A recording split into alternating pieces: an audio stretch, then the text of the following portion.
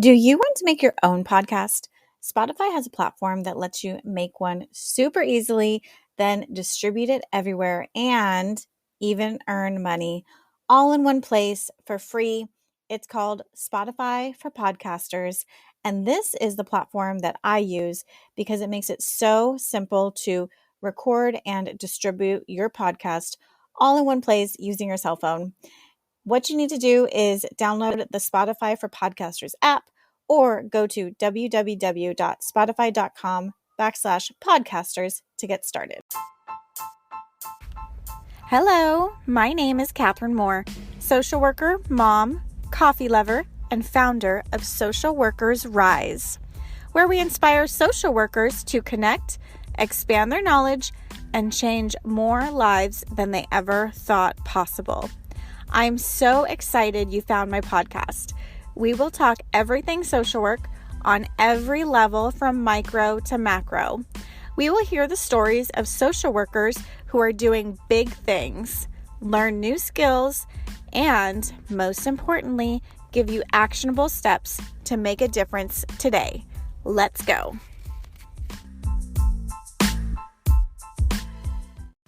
Hey, it's Catherine here. I have a really big, exciting announcement happening tomorrow, May 26th, live on my Instagram account at Social Workers Rise. So if you are not following me yet, go over there, open up your Instagram account right now, search in Social Workers Rise, click it, hit follow. And if you want bonus points, you can even add me to your close friends. So that way you get notified whenever there's really cool announcements coming up like this. This is especially going to be important and exciting for you if you are a future therapist. So if you are currently trying to get licensed, or you are in school and your end goal is providing therapy, then you definitely don't want to miss this announcement. I'll see you there. And for now, let's check out this episode.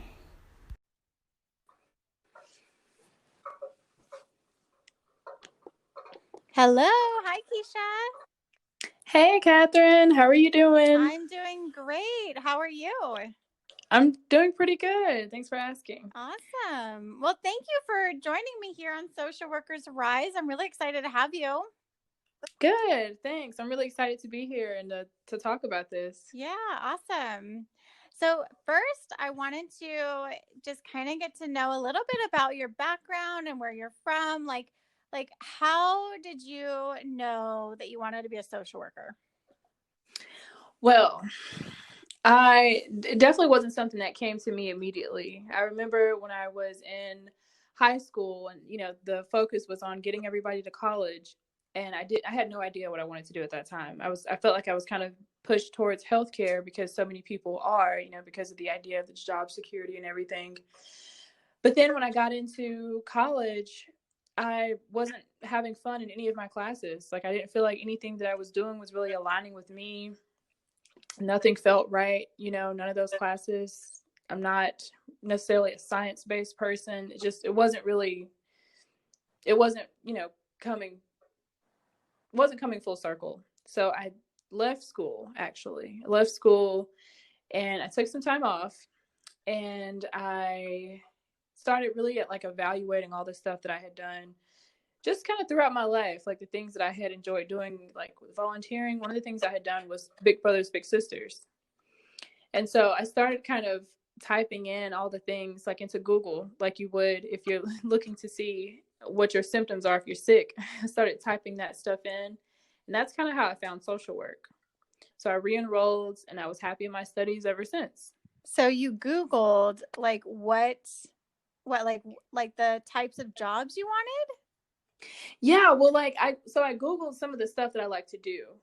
I Googled some of the stuff that I like to do, some of the stuff I had done before, and just trying to see, okay, like all these things, what is this in a job? How does this equate to a job, Mm-hmm.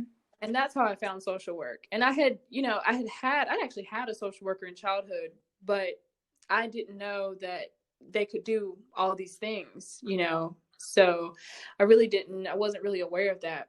So it ended up being social science that I, really was into, not medical science. So everything came full circle then. Wow, that's awesome. That's kind of similar how I found social work. So I had a social worker as a child also. So I was like, oh, CPS, like whatevs. I don't really want to do that. But I was at my career, like the career development center at my college, and I was just so lost. Like I had to pick a major. I was awful at math. And they had this layout. I was like, oh, sociology. I picked that one up, and right next to it was social work. And I like read them both, and I was immediately drawn to social work because it said like people with this, like people in this field typically have a like this kind of personality. So it was like very caring. They're a people person. They like to help other people. And I was like, oh my gosh, this is me. So you kind of came home. Exactly. And I never turned back.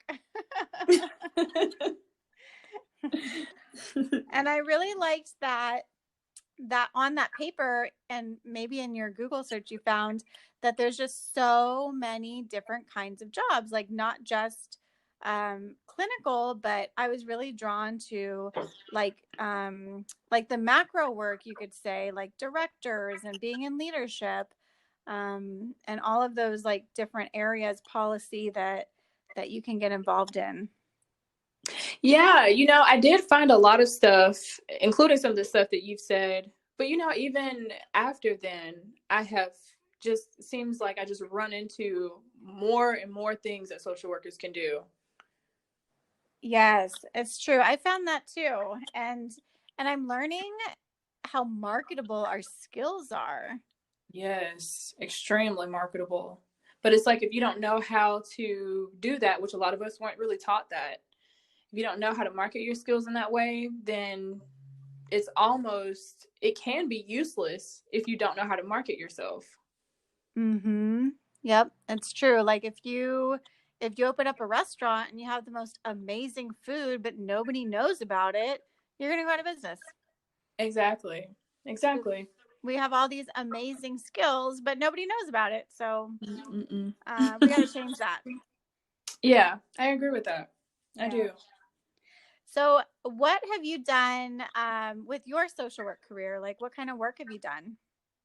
Well, with my social work career, I was working within community mental health. So I started off as a case manager. So this was like my first job actually after I graduated with my undergrad degree. I was working as a case manager in community mental health. And I worked there for about a year and a half. I worked with kids who were really just like a part of the larger school system in that area. And after I did that, I really kind of worked there until while I was going through my grad program. So when I was going through my grad program, one of my internships or my internship during that grad program was with a family court. And so I was then again working with kids there because they were kids who were in detention. They were in juvenile detention. So I was doing like mental health assessments with them and some therapy, but mostly mental health assessments. Then after that, I moved into, I actually did, so this school in Indiana. So I moved to Indiana. And by the way, the stuff that I mentioned before that was in Birmingham, Alabama. Okay. So I moved to Indiana and I was working for this job. And let me just tell you, it was the worst job I've ever had, even now. The worst job Oh I've ever had. no. Yes. So this was the job that I had after I graduated with my grad degree. This particular job it was out of school, and my role there was mental health therapist, but I was basically like the program developer. They had this program that really all the kids that were, within this school, well, actually within the school system, they were sent to this particular program that I was working in because they couldn't function in a typical classroom. Mm-hmm. So it sounds great. No, that does not sound great. Actually, yeah, you're right. It doesn't sound great. So all of the children with that struggle with behavior are in one room together. In one room together. Yes. Yes. I guess what I meant by it sounds great is the fact that they were trying to tackle the problem, you Oh, know? okay, yes. Yeah. But right. No, it wasn't great at all. I mean, I'm talking about, just even on the lack of, because when I got this job, this was the first year they had implemented this program. And they really talked it up, but it just wasn't, that's just not what happened. That's just not what happened at all. It didn't have any structure. We were literally running after kids. Like, we were running after them. They were eloping and getting like in the street. There was so much liability. Oh. Yes, it was awful. There was a kid on the roof one time. I mean, it was terrible. And I was so stressed. I was so stressed in this job. And I don't know if you want to circle back and talk about like how bad that job was, and I can keep going and talk about the other jobs. So after that job, though, I worked with there was a woman who had started an agency also in Indiana. So I worked there for a while. This was also community mental health. And then I moved back to Birmingham, which is where I am now. And that's where I started my business. And so on the weekends, I actually work at a local hospital in the emergency department. And then during the week, I work on my business. Wow. That's Yeah. really cool. Thanks. So you have like used your skills and figured out a different way to make an income. So tell me about your business. What do you do? Who do you help? Tell me? Yes. Okay. So I am an anxiety specialist, and I work as a therapist. That's what that's my role in this business. And my clients, I essentially help anxious women to navigate their social relationships. That's what I do. Yes. And it is really wonderful. I'm just getting started, so I don't have, a ton of stories about like I guess the piece after the launch, but definitely, launching and getting ready, there was a lot of stuff that happened during that time.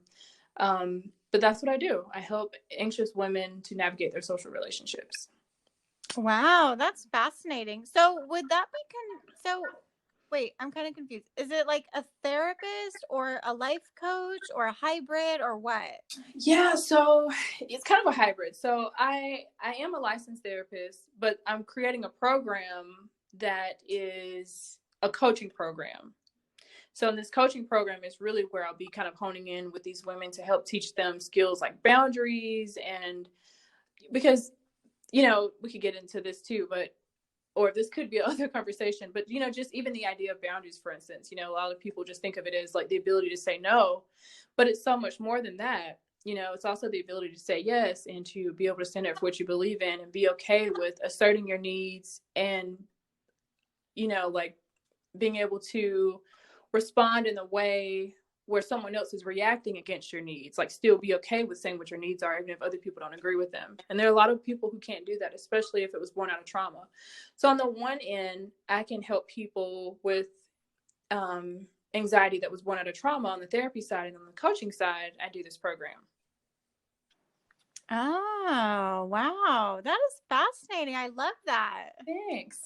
Yeah, and it's something that certainly I can say that I didn't just wake up and think about. It was something that was kind of honed in over time. It's like, once you get started with something, you get started on something that you believe is a vision, and then your vision just starts expanding. So it's really hard, I think, especially for someone like straight out of school, especially if you're not really exposed to all the things that you can do in social work. It's really hard to think about, what specifically do I want to do in social work, or what will I be doing in 10 years in social work? You know what I mean? Because it expands so much once you get started. That's true. So how did you like specifically hone in on like women with anxiety? Well, anxiety is my specialty.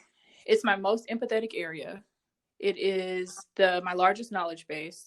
It's what I enjoy doing. So that's really how I ended up there. And then specifically working with women, it is, I would say it's really the same. It's my largest knowledge base, and it's my most empathetic area.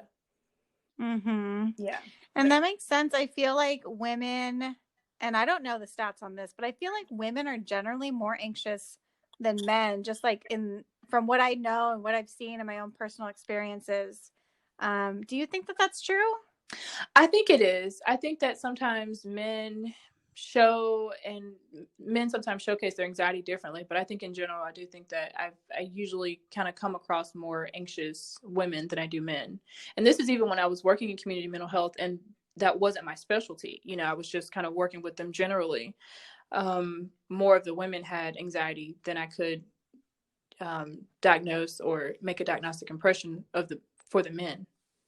Because I'm thinking about my own life. Like, I am much more stressful than my husband. I'm much more anxious. Because, like, I'm thinking about all the things. So, like, what are we doing today? What do we need to get ready for tomorrow? Like, what does the kid need? Like, what does my husband need? What is he going to forget that I need to remember? So all of these things, and then it's just like my mind is racing. Like there's an analogy where it was like a computer. It's like a computer being open with like 100 different tabs that you're working in. Yeah. Yeah, I think women kind of carry more of a burden sometimes, like especially for other people's stuff. And so that can kind of breed some of that anxiety too. Yeah, for sure. And the things that you mentioned that you worry about, usually we don't hear men worrying about those things. So yeah, that makes sense. Yeah. And so I know that like in previous conversations, you mentioned that a really big part of your success was using a business coach. Can you like talk a little bit about that? Absolutely. So when I first got started, I had known that I needed a business coach. So how did you know, first of all? I knew because I didn't have that skill. I didn't have those business skills. I knew that, but I think even though not knowing that, I still wouldn't have known it if other people weren't telling me, or I wasn't seeing it in other places of other people having business coaches. So it really kind of came from, other people that had started businesses, specifically like in our world, who had a business coach. And so then it's like the idea became normalized, to have a business coach. But without that, even if I didn't have the skills, I don't think I would have thought, oh, I need a business coach. So it really was like it being normalized in different groups and stuff that I'm in where other people had business coaches. And I was like, okay, yeah, that is something that I need. I didn't want to reinvent the wheel. I wanted to eliminate as many trial and errors as I could. And, let's be honest. We want to be financially successful also. And so, I didn't want to, because technically you could figure everything out yourself eventually. But how long would that take you? And oh my gosh, forever. Right. And a lot of trial and error. And so investing in a business coach was really just me investing in myself and saying, I don't want to do that. I want to be able to eliminate as many errors as I can and be able to be put in one direction, because I'm really big too, just in general, like on delegating. If something's not my zone of genius, there's no need for me to put in a lot of time and effort trying to figure it out, because then I just get frustrated, and whatever product I was trying to, do doesn't turn out how I want it to anyway. Yeah. Even when I was working on my website, I started the website and I immediately realized it wasn't something I could do. Girl, I know. Why do you think we don't have a website for the podcast? Instagram is my jam.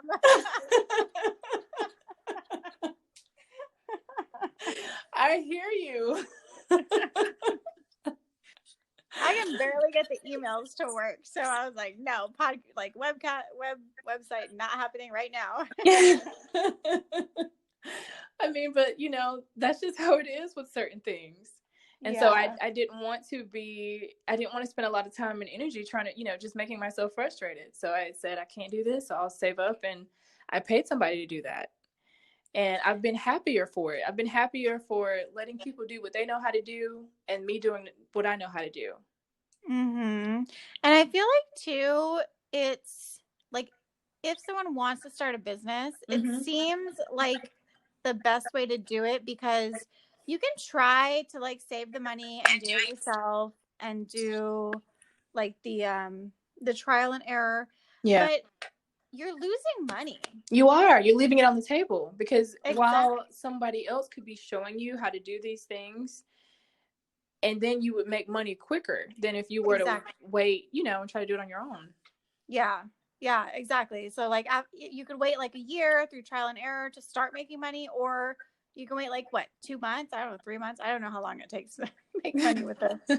But depending on your business, it could like cut your time in half or Right. like less. Exactly. No, you're exactly right. And a lot of it has to do with that time. Yep. Yeah. And you don't want to be discouraged early on either. I feel like if you do try to take on everything and create your website yourself and do this yourself, and it's like, it's one thing if you know how to do those things, like if that's already like a specialty that you understand how to do. But when you're trying to take on all that stuff and you frustrate yourself, and sometimes you may tell yourself, well, I'm just not going to do this. That may stop you from actually opening the business. Or like opening up my website. It's true. But my main barrier was I'm stubborn, and I can admit that. Like, I'm stubborn. So I'm the kind of people who, like, I want to try it out. And then once I get so frustrated, I'm like, okay, fine, I'll hire somebody, but then it makes me appreciate that person so much more. Yeah, for what they could do. Exactly. Yeah, absolutely. So how long, I'm kind of curious. So from the point of like, you have an idea and you wanted to go into business, before you got the coach, did you know that you wanted to specifically help women with anxiety? Yes, like, did you have that clarity? So yes and no. Like, I had a general idea, but honestly, working with a business coach has helped me they create the clarity for you. So she helped me to figure out, okay, who exactly is your ideal client? Who exactly isn't your ideal client? So it's like, after working with her, I had my help statement. I knew exactly who I'd be working with. I knew exactly who I wouldn't be working with. I knew it's like, where to find your clients, how to connect with them. And I'm still working with her. She and we're only about a third of the way through the process. So, and I've already learned so much. So, so to go back to your question, I mean, that's something that she helps me with, to make sure that I knew exactly, like, how this was going to make sense, and how I connected with the people that I wanted to work with. That's really cool. That's exciting. Oh yeah, it really is. And another thing, this particular person, and is it okay if I say her name? Yeah, that's fine. Okay. So her name is Tina Lopez, and I actually one of her clients reached out to me because she was also a coach, but not a business coach. She's a mindset coach. And so when she reached out to me, I usually don't even talk to people that, first of all, I never usually friend someone on Facebook unless I know who they are, unless I met them in person. But when she reached out to me, I don't know, there was just something about like the way that she reached out to me. It was just really, really genuine. And I actually responded to her. And so when we figured out, right away that, what she did wasn't what I was looking for, I still wanted whoever was working with her, because I thought I was just taken aback by how genuine you were. So who's making this kind of impact on you? Right. So that's kind of how I got linked with Tina. Yeah. Oh, that's great. That's really cool. Mm-hmm. So I feel like coaches are never talked about in social work. Like, let's be honest. Right. They're not talked about. Right. What kind of things, or like what kind of coaches are out there? Like for people who are new to this industry or even this term, like Mm-hmm. what what kind of coaches are out there that could help people? There's all kinds of coaches. There's wellness coaches. There are business coaches. There's mindset coaches. Fitness coaches. So a lot of different types of coaches. Just in general, like to help people. And a lot of some of the coaches that I've ran into recently online have a social work background. Oh, interesting. Yeah. So I imagine, because the idea of coaching, especially when I ran into it, I really like the fact that it's really well, I guess you would say kind of really well directed. So someone who's a coach, they have a program. So it's like, when you sign people on, they work your program, and you really just kind of replicate that with each person that you see. So it's easy for you as the coach, as opposed to in therapy where there's a lot of digging, within each session.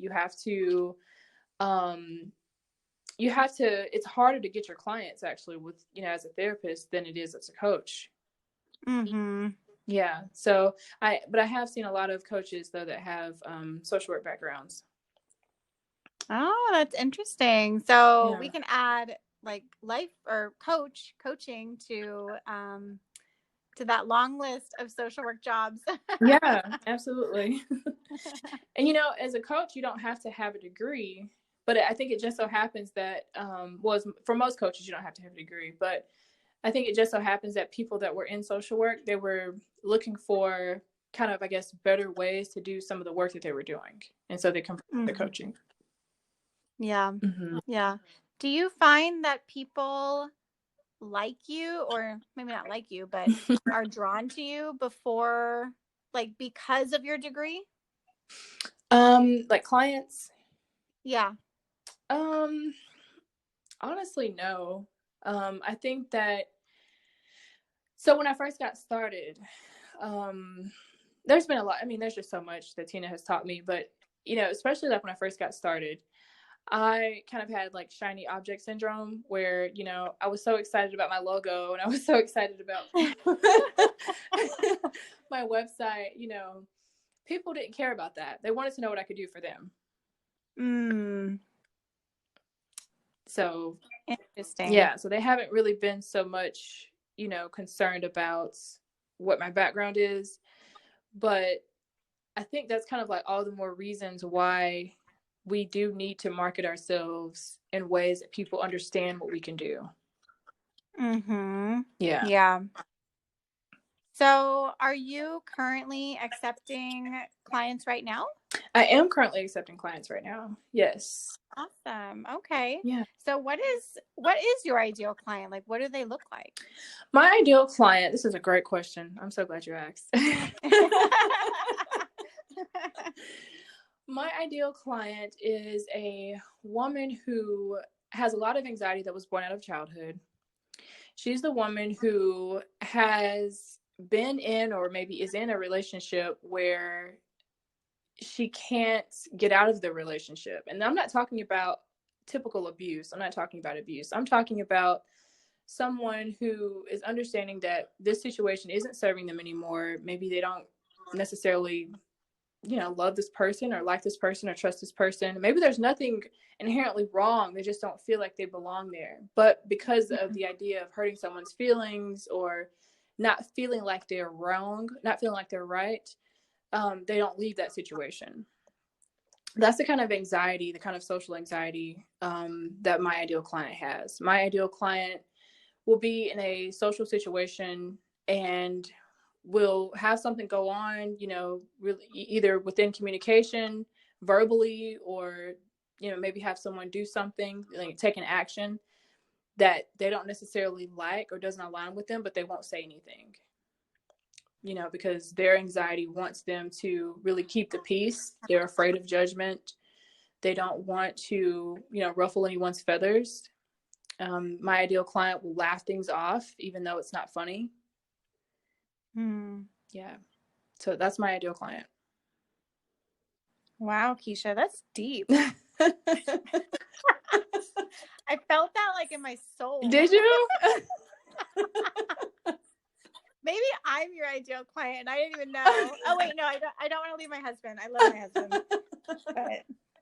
But I understand what you mean, though.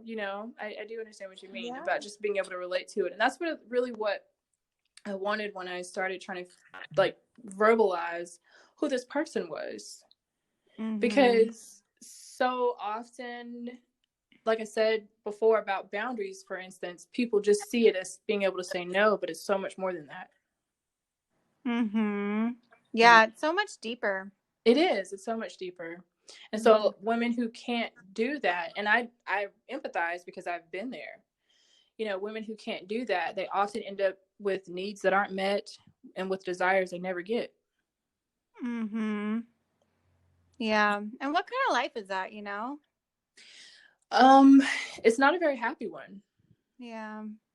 And you end up getting, really frustrated with other people, maybe that you never voiced to. You're upset with them because of things they've done, but you haven't told them. Yeah. So you just keep that all inside and it gets heavy.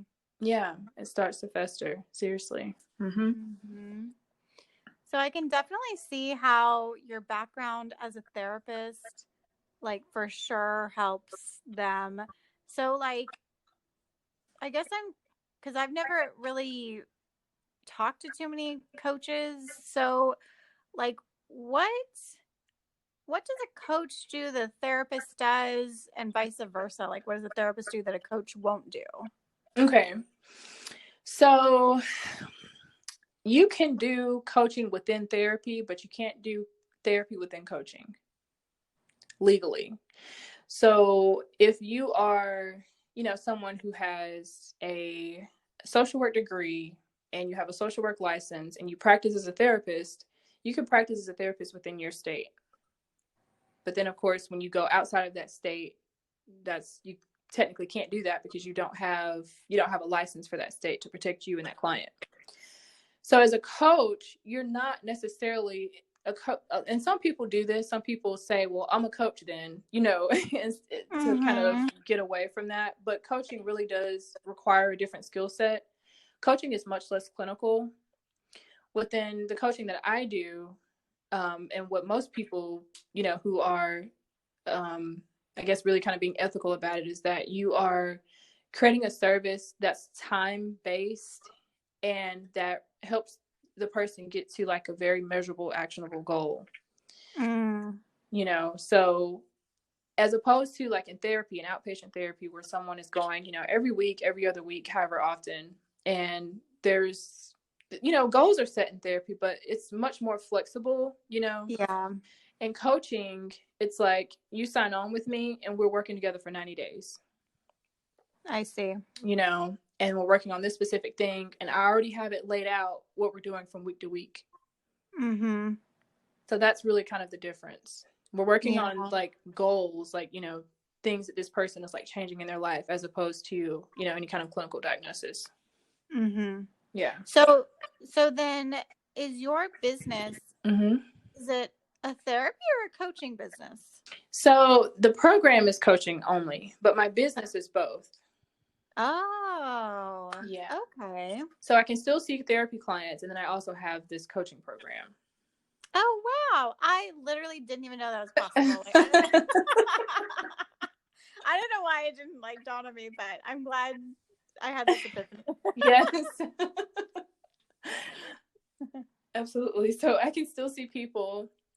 My license is in Alabama, so I can still see people for therapy in Alabama, that are dealing with clinical anxiety, and that, they don't have to have an anxiety diagnosis, of course, in order for me to treat the anxiety, but that's where the population is that I can work with in therapy. And then for coaching, for people that, I'm helping them to create their boundaries and navigate those social relationships, that's in coaching, where I can see them anywhere. They don't have to be in Alabama. Okay, awesome. So Yeah. then you can do like web-based, like virtual coaching and stuff? Right, right. And actually right now, everything that I do is virtual. Okay, yeah, that makes sense. Yeah. Well, even actually outside of COVID, so COVID started happening, and we started having quarantine and everything, and that's really, I launched probably a week or two before that started, maybe, but that was the plan for me anyway, to be online. Wow, look at you planning ahead. Unintentionally. Yeah, that's amazing. Yeah. That's awesome. Mhm. So, do you have any like tips for social workers who may want to find out more about like a coach or like the coaching business in general? I would say probably a really good thing is to get online into the Facebook groups. The Facebook groups have a lot of information about coaches. There are coaches in there like that can help you to navigate, like exactly what you're looking for. And because there's so many different types of coaches, they can also help you to kind of figure that out. Because even within business coaching, there's different types of coaches. And they can kind of help point you in the direction, and there may be some in there that you may actually end up working with. So I would say that Facebook groups is a really good place to go to look for that information. Okay, awesome. And most importantly, where can people find you? People can find me on Instagram at space.joy.heal. That's where I'm most active. Okay, awesome. Yeah. Do you feel like there's anything else that we didn't cover? I think the only thing that I want to say is that, because this had such an impact on me when, the job I was telling you about in Indianapolis, I was at an incredibly low point at that time. And I don't think I really even knew how bad it was until I left. And I worked that job for 2 years. And it just really was awful. It was just really, really awful. So I think that one of the things that I would say to people is, it can be really hard sometimes to like locate jobs that you actually, that you want to work. And as you're doing that and navigating that world, there are a lot of social work jobs. You don't have to stay at one if it's, really affecting your mental health. Like I'm imagining how it was affecting mine. And I think at that time, what had happened is I had started getting my clinical hours there, and it's like I didn't want to disrupt them. It's like I wanted to just get them all in one place because, what if the board doesn't recognize some of the hours if I get them from 2 different people or 3 different people? So I stayed, for that reason. I was getting the hours, but even now looking back on that, I kind of wish I would have left just because of how much of an impact it had. So I would say that, just pay attention. There are other jobs out there if you're in one that's, really, really unhappy or that's unhealthy for you. And that don't let it discourage you from the social work field because of the things that we, talked about as far as like marketing and the availability. Because what I'm doing now, I never would have really dreamed of, at that time. Because it was something that I had to really start doing. It wasn't something I had a vision for. Because sometimes we don't know what's out there if we haven't seen it before, And so don't let it discourage you from that. Make sure that you are kind of keeping up with what you want to do and staying healthy as much as possible, because you can create a business in your passion. You really can. You can create a business in your passion. If it's something that you're passionate about, you'll find a way to make it happen. So that's what I want to say. Yeah, I really like that. And I appreciate you bringing that up because, like, essentially it's burnout. Burnout is real. Yeah. And it's like such a sneaky little beast because we don't know that it's happening until it's happened. And we're like completely burnt out. Like, WTF, what happened? Like, Yeah. how did I get to this place of misery? Right. Absolutely. Yeah. And, that can like happen because of so many different reasons. Burnout it can happen from so many different reasons. In the program that I was working in, there wasn't really any accountability on any of the others, anybody that was working outside of my program. There wasn't really a lot of accountability, and like I said, it was new. So it's almost like, I'm imagining, kind of like throwing these kids in this space where you don't have to deal with them all day, so you really can't see how the other adults are dealing with it, because it's like it's not something you have to handle. Mm-hmm. So, often just getting like our concerns just kind of thrown out of the window, just that kind of thing. So it, burnout happened for me there. And that was my first job out of grad school. Yeah. Which I'm worried for, other people in our social worker family that they do get those jobs that are so difficult and demanding and underpaid and underappreciated. Right. And then they burn out and we never see them again. So, yeah, it's true. It's not worth it. Like, don't burn yourself out. Like, it is not worth sacrificing your health. There is a place for everybody that can feel like happy and welcomed, and your value will shine through. And if you're not in that place right now, then leave. Like, just get out of there and leave. Yeah. And you will find where you're meant to be.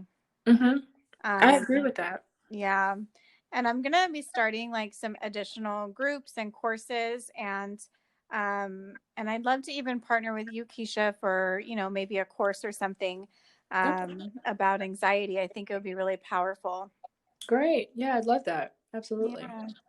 Awesome. Well, thank you so much, Keisha. I really love talking to you. Good. Thank you so much. I appreciate it. And I hope that this hits someone, that really needs to hear it.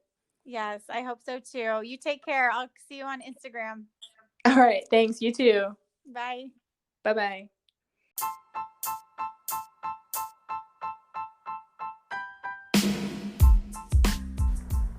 Thank you so much for listening to another episode of Social Workers Rise. If you loved it, write a review and give us 5 stars wherever you listen to your podcast. This just helps other people just like you find us and join our community.